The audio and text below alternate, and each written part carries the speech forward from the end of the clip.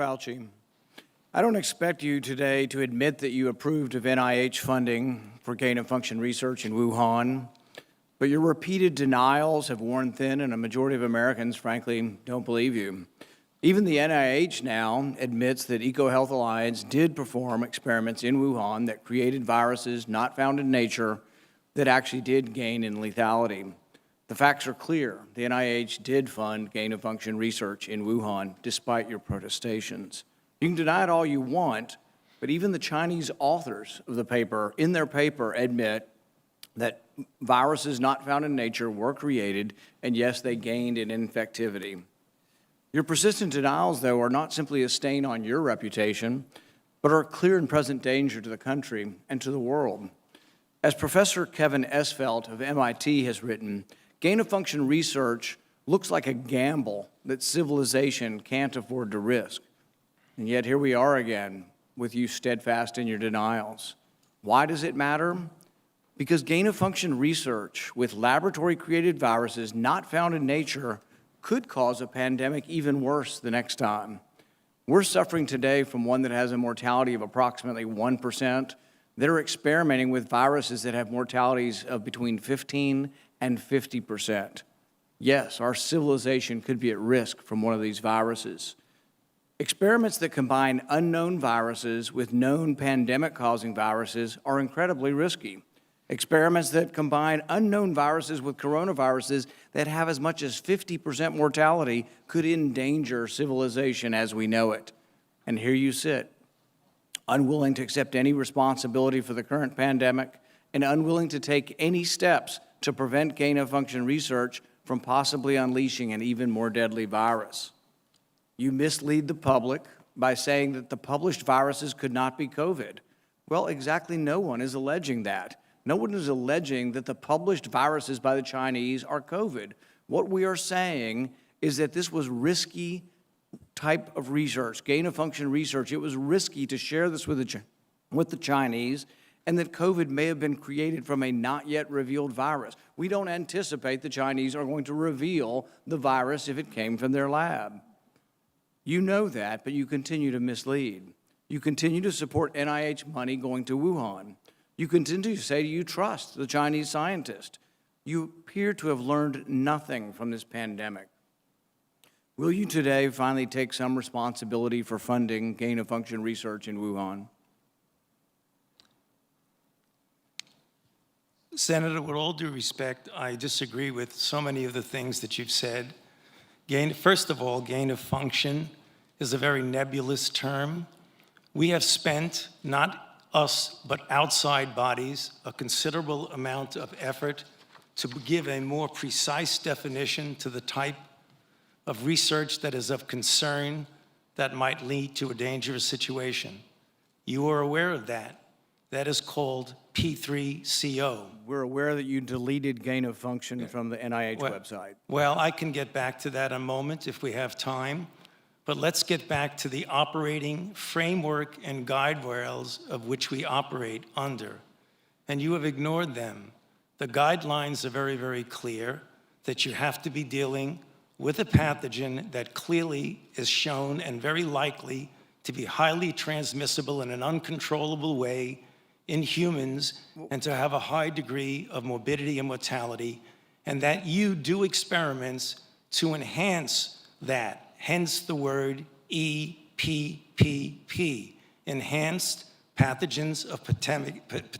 So when EcoHealth Alliance took the virus, SHC014, and combined it with WIV1 and caused a recombinant virus that doesn't exist in nature, and it made mice sicker, mice that had humanized cells, you're saying that that's not gain-of-function research? According to the framework and guidelines. So what you're doing is defining away gain-of-function. No. You're simply saying it doesn't exist because you changed the definition on the NIH website.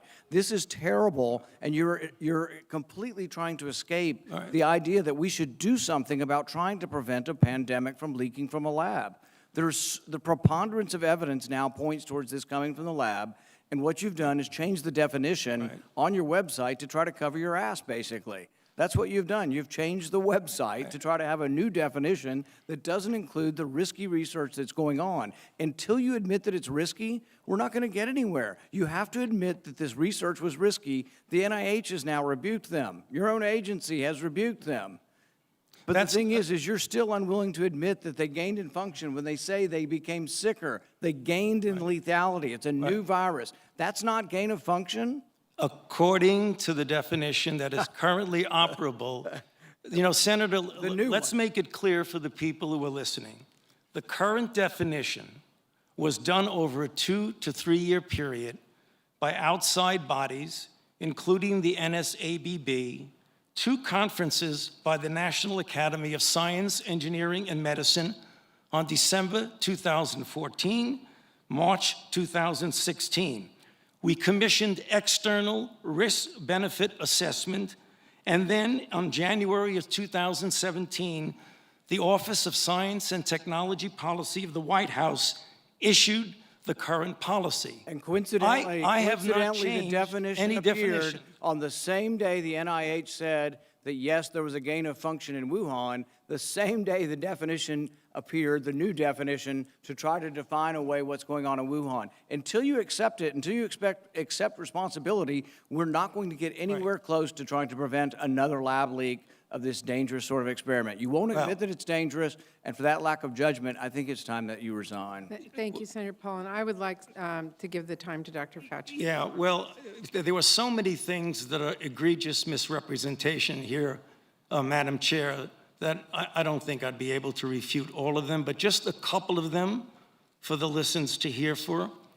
You have said that I am unwilling to take any responsibility for the current pandemic.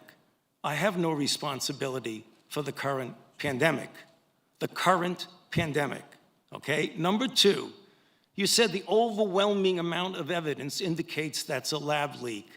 I believe most card-carrying viral phylogenists and molecular virologists would disagree with you that is much more likely, even though we leave open all possibilities, it's much more likely that this was a natural occurrence. Third, you say we We've tested 80,000 animals, and no animals have been Paul, found with COVID. Senator Paul, the time is for And Dr. Fauci to third, respond. you made a statement just a moment ago that's completely incorrect, where you say we continue to support research at the Wuhan Institute of Virology. You approved it in which is August of last completely- year. No, your statement says, quote, I wrote it down as you were writing. You continue to support research at the Wuhan Institute of Virology. You were in committee a month ago and Which said is you Senator still Paul, trust the we- Chinese scientists and you still support the research over there. You said it a month ago in Senator committee. Paul, I have allowed Dr. Fauci to respond. You've had your time. I'm going to give him If he's one going to be more minute. dishonest, he ought to be challenged. Senator Paul, we will allow Dr. Fauci to respond after you've given accusations like that. Dr. Fauci. Well, I don't have any more to say except to say that, as usual, and I have a great deal of respect for this body of the Senate, and it makes me very uncomfortable to have to say something, but he is egregiously incorrect in what he says. Thank you. Thank History will figure that out on its own. you. We will turn to Senator Hassan. Thank you.